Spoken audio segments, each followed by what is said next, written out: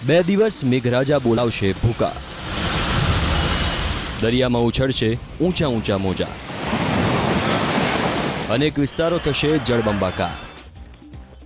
આગામી 7 દિવસ હવામાન વિભાગે રાજ્યમાં સાર્વત્રિક વરસાદની આગાહી વ્યક્ત કરી છે. આગામી 2 દિવસ રાજ્યમાં ભારેથી અત્યંત ભારે વરસાદની આગાહી કરવામાં આવી છે.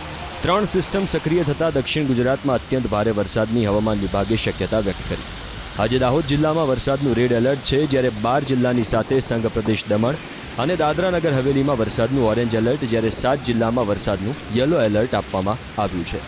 તો આવતીકાલે મધ્ય ગુજરાતના આણંદ, પંચમહાલ, દાહોદ, વડોદરા અને છોટાઉદેપુરમાં વરસાદનું યલો એલર્ટ જાહેર કરવામાં આવ્યું, જ્યારે દક્ષિણ ગુજરાતના ભરૂચ, નર્મદા, સુરત, તાપી, નવસારી, ડાંગ અને વલસાડમાં યલો એલર્ટ જાહેર કરાયું છે. સંઘ પ્રદેશ દમણ અને દાદરા નગર હવેલીમાં પણ આવતીકાલ માટે હવામાન વિભાગે યલો એલર્ટ જાહેર કર્યું છે. ભારે વરસાદની આગાહીને પગલે માછીમારોને 1 ઓગસ્ટ સુધી દરિયો ન ખેડવા માટે સૂચના આપવામાં આવી છે. 3 सिस्टम परसिस्ट कर रहा है. उत्तर पश्चिम मध्य प्रदेश और एडजॉइनिंग पूर्व राजस्थान के ऊपर एक लो प्रेशर अभी परसिस्ट कर रहा है.